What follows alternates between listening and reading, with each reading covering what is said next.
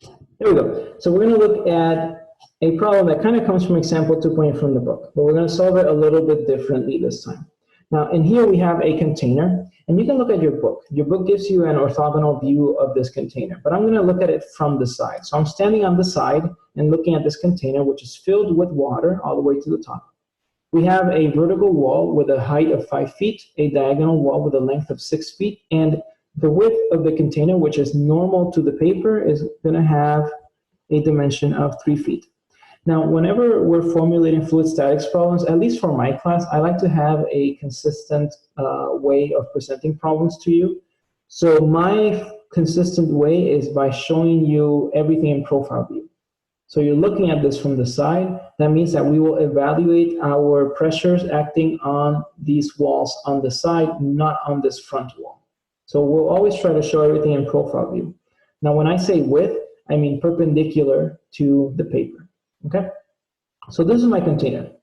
It is filled with water. Now, can anybody tell me what the specific gravity of water is? We're gonna need this value, obviously, but if we have it to start, it'll be better. Go ahead. The specific gravity or the specific weight? Specific weight, sorry.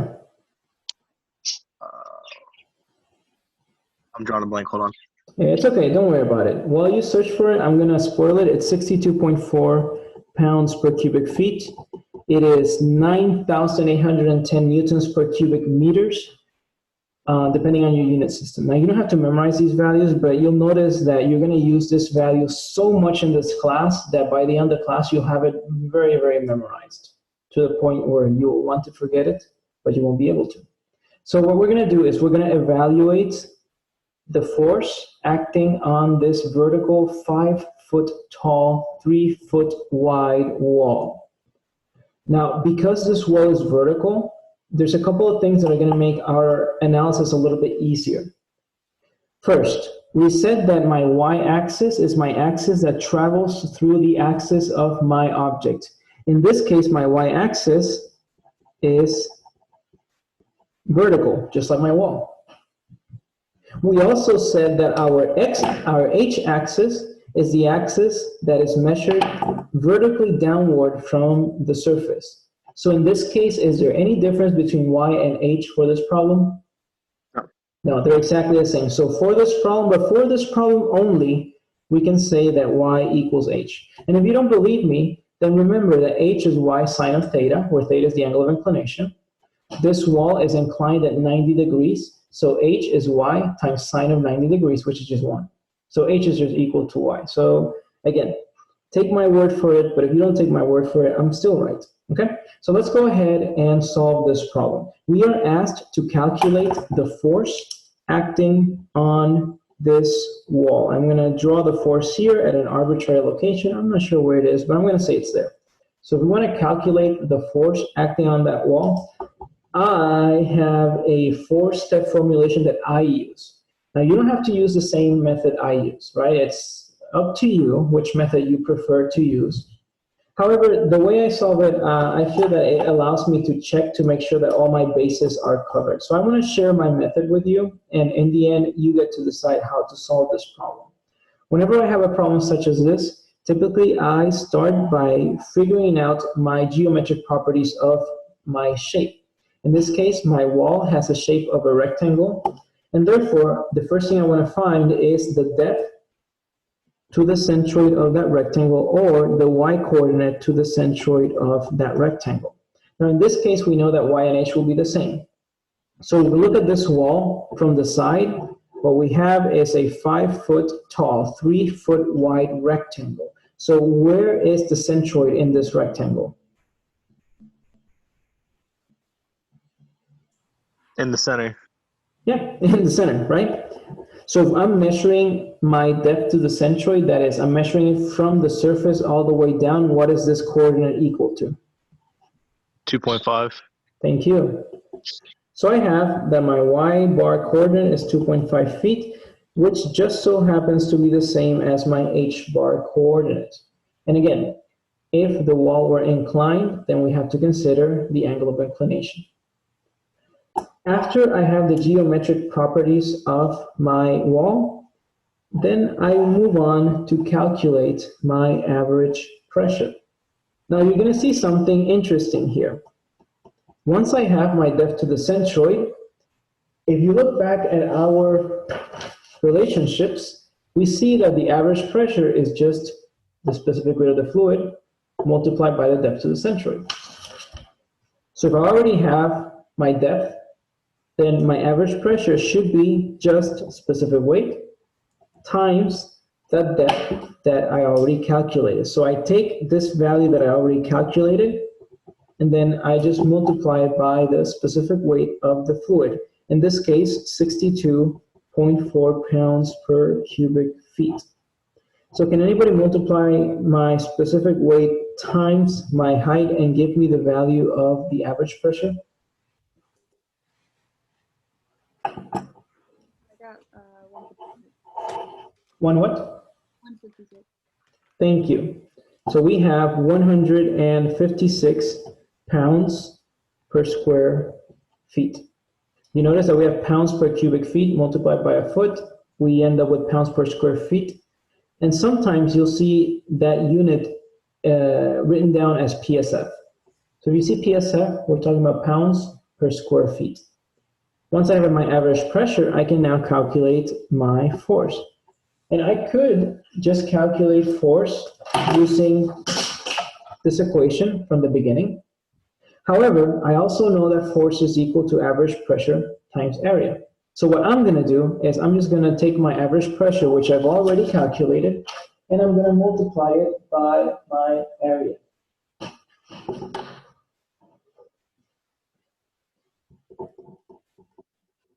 So I have an average pressure of 156 pounds per square feet multiplied by the area of this wall. Now, what is the area of this wall?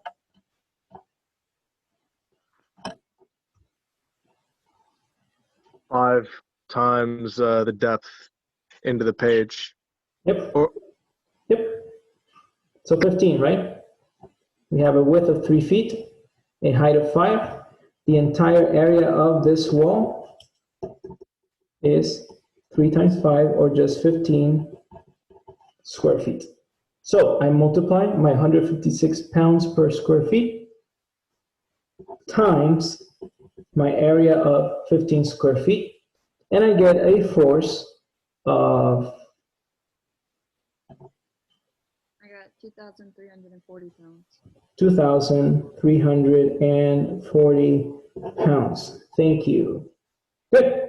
So that's typically what I do in order to calculate my force. I know that you can just write down the force equation, multiply your terms, and get the force in just one step. But I do want to make sure that I have the correct depth to my centroid, and I really, really want to make sure that I have this y-bar coordinates.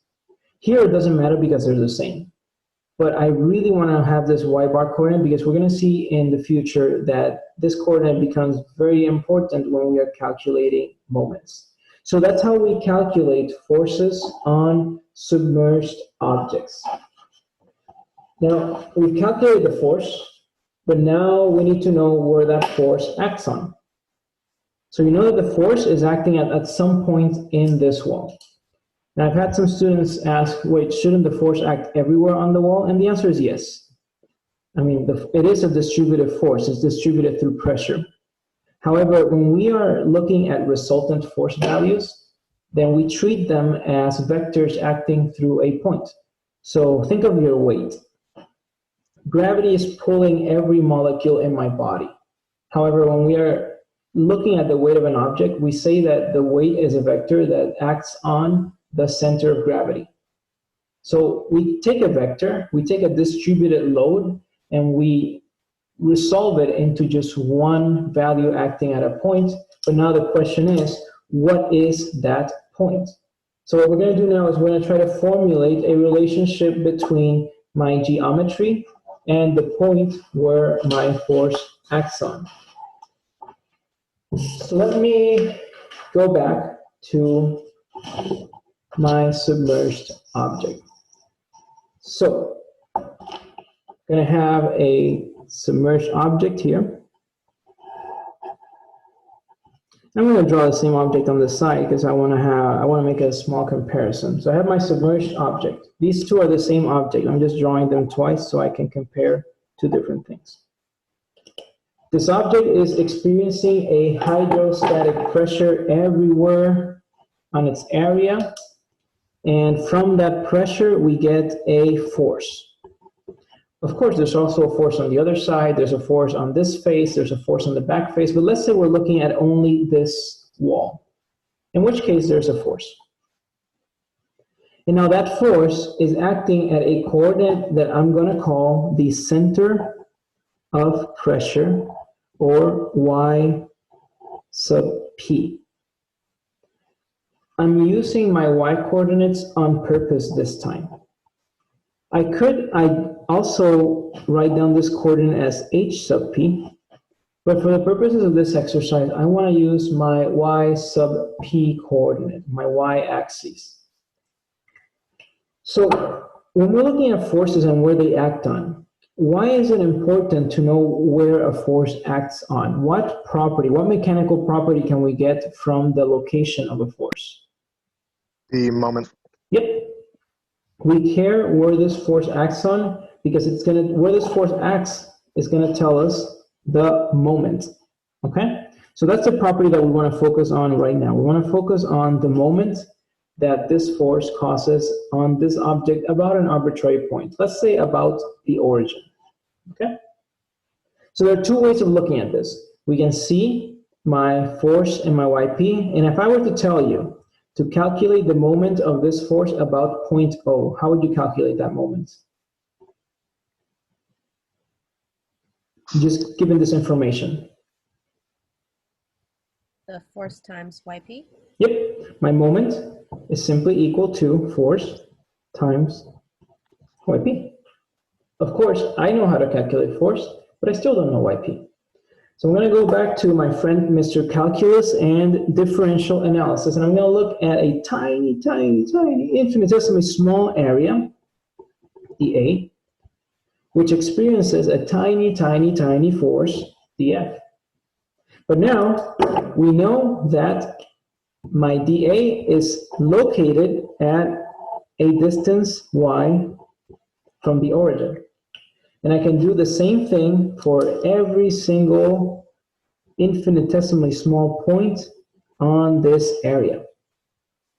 So now I can say that the total moment acting on this shape is equal to the sum of all the little moments dm acting throughout this shape.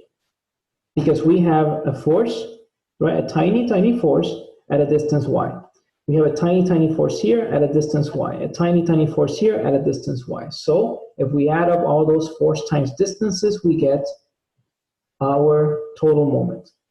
So I'm going to write it down. I have that force times yp, which is one way of calculating the moment, should be equal to the sum of all my individual moments, which is just y df. Of course, you know that we're not going to add up an infinite number of values. So instead, I'm going to integrate. However, before I integrate, I need to make a couple of transformations here because I have a force, but I don't want to integrate over my force because that will require me to calculate my force first. Instead, I'm going to integrate over my area. But in order to do that, I need to express my force as a function of my area. But it's okay. Fear not, we have already done this before. We know that my little force dF is equal to specific weight times depth times dA. So that's the relationship that I'm going to use here. I'm going to say that my little force dF is equal to the specific weight of the fluid times my depth to that point times dA. But I'm going to move this even further because we know that this depth is related to my y coordinate as well. We know that h and y are related through trigonometry, where h is just equal to y times sine of the angle of inclination. Therefore, I'm going to say that my moment, so F times yp, is equal to the sum of y times specific weight times y times sine of inclination angle times my little area. And now I can integrate. So this force is equal to this infinite sum. And this infinite sum can be solved by integrating over my differentially small area. So I get the integral of, we got y times y, I'll just write y squared, specific weight, sine of inclination angle, and the area. We go back to how we simplify this problem, constant, constant, we take it out of the integral, and now I end up with force times center, location to the center of pressure equals specific weight, angle of inclination, integral of area times y squared, the area. Aha! Where have we seen this integral before? Centroid. No.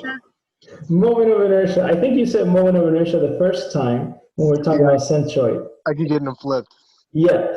Awful. Okay, it's okay. Moment of inertia, right? If we go back to our notes from 49 minutes ago, we will see that the moment of inertia about the x-axis is equal to the integral of y squared dA evaluated over an area. And why do I care about that? Because now I can get rid of this integral. Now I don't have to integrate. Instead, I can just replace this with my moment of inertia about the x-axis.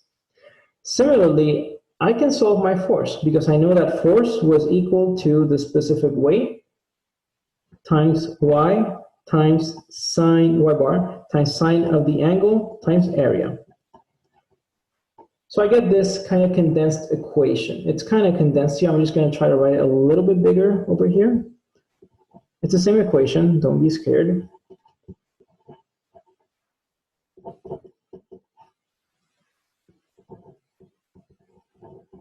Now this equation, even though it looks like it has a lot of terms, it's now an arithmetic equation where we can just solve by using basic multiplication and division operations.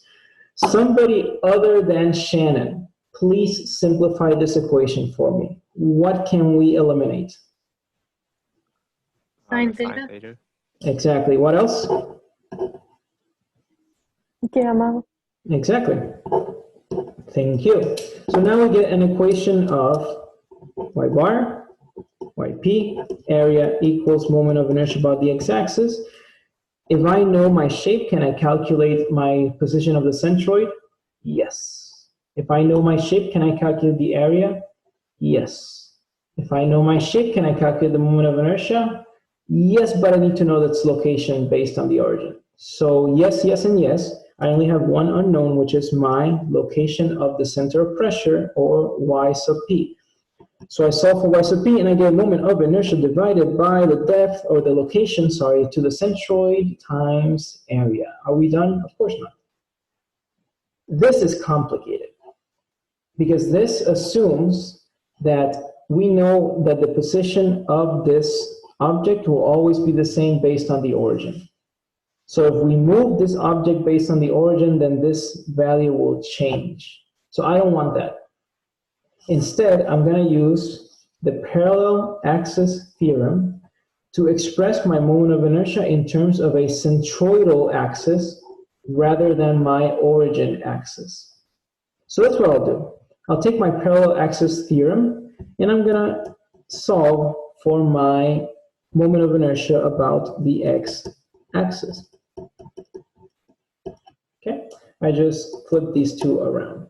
So that's what I'm doing right now. Take my parallel axis theorem, solve for my moment of inertia about the x-axis, and this expression is the one that I'm going to insert into this term.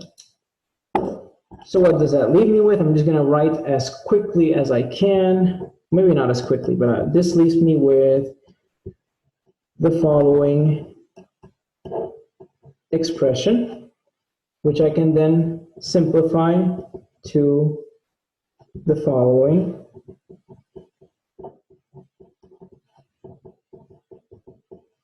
In class, I just kept repeating, saying the variable names as I wrote them down, but I ran out of air. So I'm not going to say them now. You know what the variables are. And now we can simplify this even further. Area cancels out with area. Y bar cancels out with one of the y bars. And I end up with my famous equation for calculating the location to the center of pressure. There we go.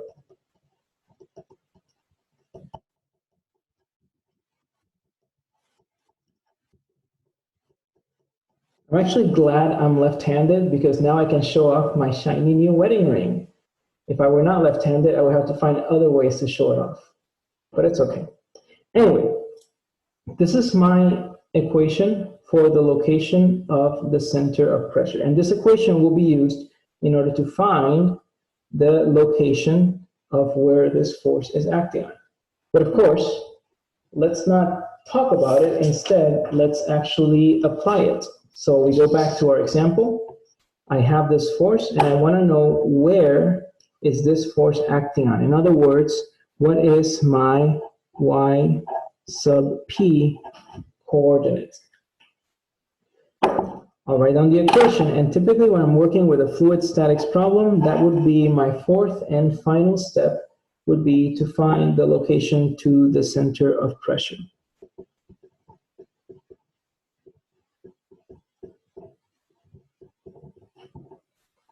Do we know y bar? Yes, 2.5. Do we know the area? Yes, 15. Do we know the moment of inertia about the centroidal x-axis? We can. Again, if you don't know the relationships, you can find them in your book. If it's in a regular shape, you can integrate.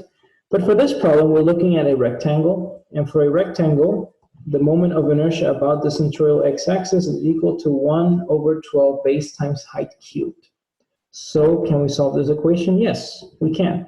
We have a y bar of 2.5 feet plus my moment of inertia about the centroidal x-axis divided by my location to the center of pressure, that is, or my location to the centroid, that's 2.5, divided by my area, that is 15. So I'm going to need one of you brave souls to plug this into your calculator and tell me what that location is.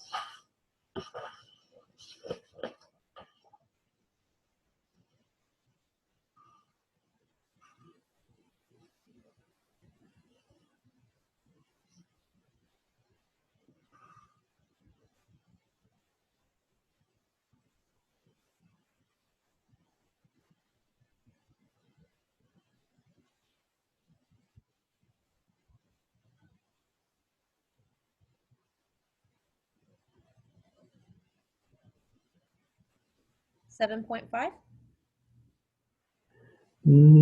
That does not sound right. Can somebody else give me a number? I got 3.33. Okay. Yeah, that's what I got. Check your calculator. It's probably a calculator error, so make sure all the numbers were inputted correctly. Remember, we're dividing over 12 and all that stuff. So we got 3.33. Now, I want to share something interesting with you. How is 3.33 related to 5? Does anybody know what the fractional relationship is between 3.33 and 5?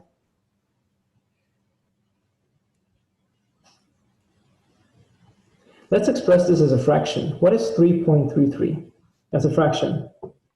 10 over 3. Okay. And how is this related to 5?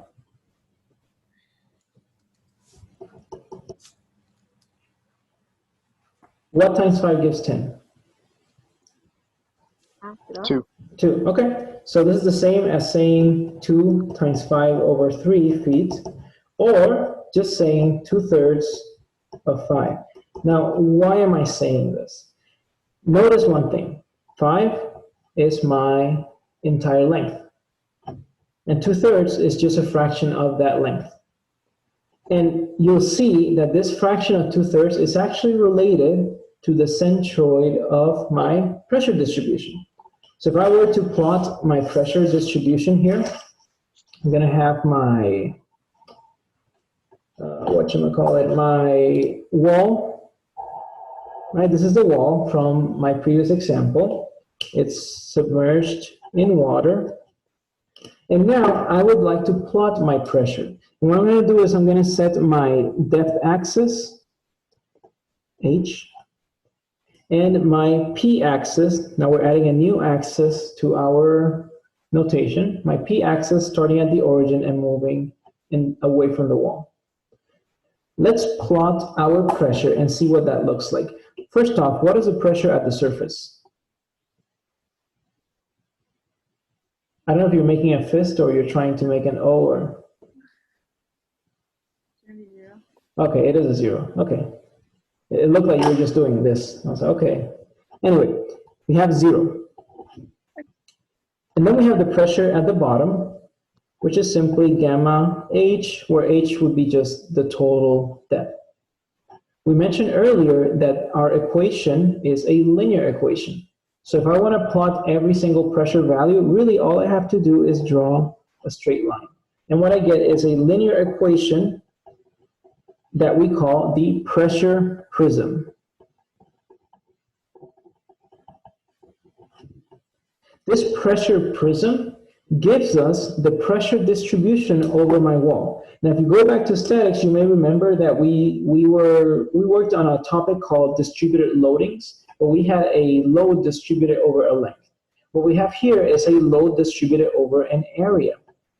Now, from statics, you remember that the resultant force from a distributed load always acted on the centroid of that load. So if we look at this, what we have is essentially a triangle. And if we were to resolve this pressure prism, this triangle, into a force F, we know that force F will be equal to the area under this curve, which is just the average pressure times, and in this case, my area, which is my length and my width. So we can solve this problem geometrically.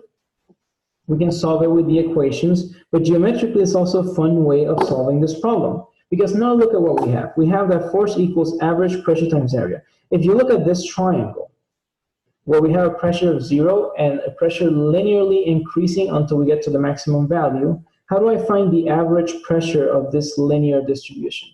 What's the average value of this linear value, this linear equation?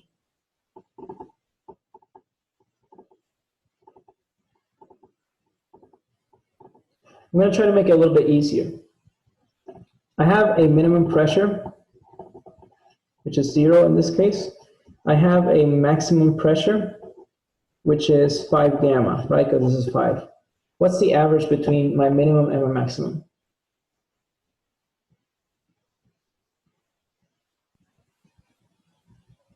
Is it 58/2? Yeah, 5 gamma, right? So we have the average pressure being equal to 1/2 of the sum of the minimum value plus the maximum value. This gives me 5/2, that's 2.5 gamma. And if you don't remember, that is exactly what we solved here. My average pressure is 2.5 times gamma. So we found the average pressure without resorting to these equations. So this way of solving this problem is called the geometric formulation. And this one is what I call the general formulation, or the book calls it the formula method. But I think general formulation is a bit more accurate of a name. So we have my average pressure, which is 2.5 times gamma, and then we have the area, which is 15. You plug these numbers into your calculator, and you're going to get 2,340 pounds. So we solved the force with significantly less steps. A couple of caveats here. For the average pressure, you always want to add your minimum value plus your maximum value and then divide over 2. I'm writing 0 here not because I like to write. I'm writing it because I need you to remember that the minimum value will go here. And sometimes the minimum value will not be 0. Sometimes the minimum value will be some non-zero number. And now we know that the force acts at the centroid of this triangle. And where is the centroid of this triangle? 2/3 the distance from the. Exactly. 2/3 the distance measured from the little side. So my center of pressure here geometrically will be 2/3 the distance from the little side, which is 5. And does that number look familiar? 2/3 times 5, 2/3 times 5. So we solved this problem without resorting to all of these equations. So you're going to wonder, why then did I make you derive all these equations? Because you know that as my students, you will have to understand every single detail of this topic before we can move on. And I need you to understand these, okay? Some warnings here. This is true because my surface, my wall, starts at the origin. This is true because my wall starts at the origin. We can have cases where my wall does not start at the origin. For example, I can have a submerged wall, and I'm just going to draw it in a green color, a submerged wall with a gate.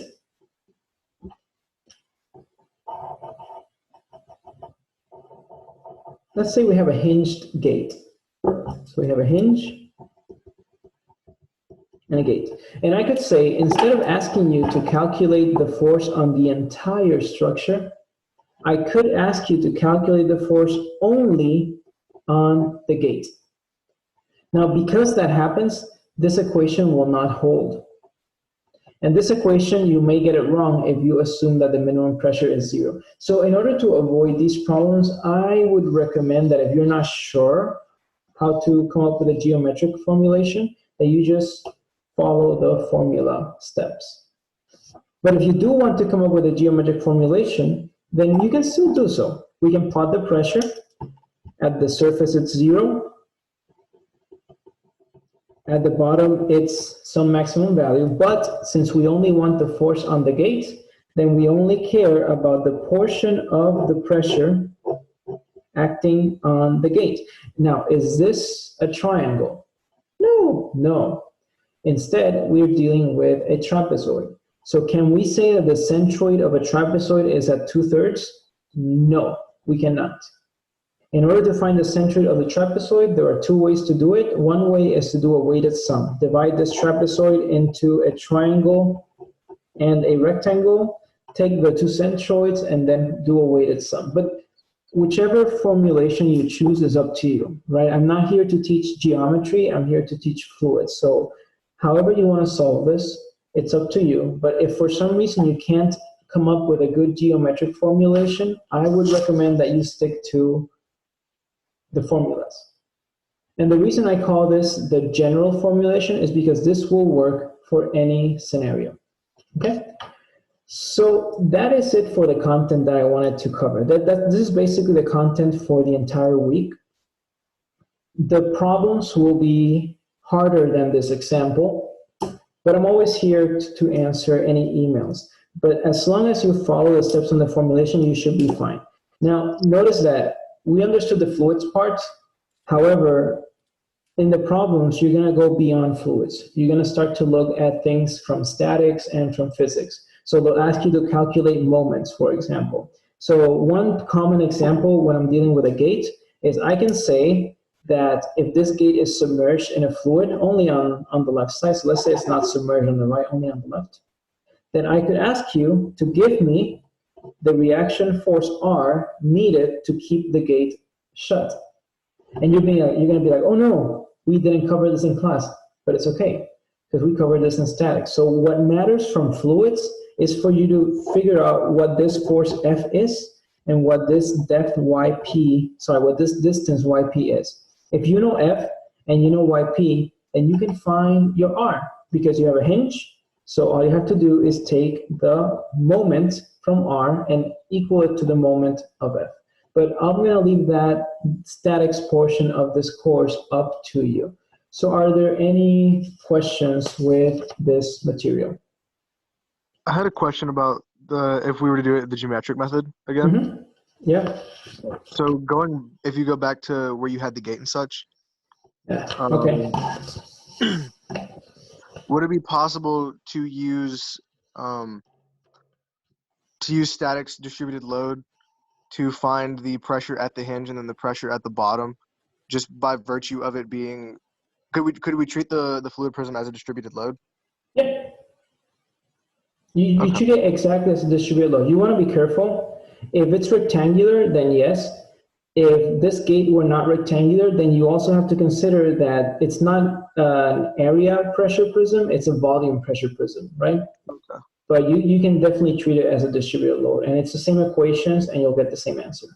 Okay, thank you. Any other questions? So wait, can you explain how that hinge works? Yeah, a hinge is a structure that cannot provide a resisting moment, which means that anything around anything connected to a hinge, anything connected to a hinge will freely rotate about the hinge. So we have a hinge and the gate connected to it.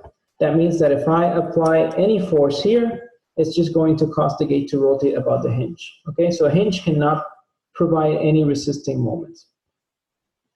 I'm running out of time, so what I'm going to do is I'm going to close down this meeting, again, reopen it, and if you have questions, just log in and ask me questions. I'm going to continue your discussion, JJ. Let me just log out and then log back in. That makes sense. All right, thank you. Okay, so are there any questions? Because we could just finish if you have no questions. Are there any questions?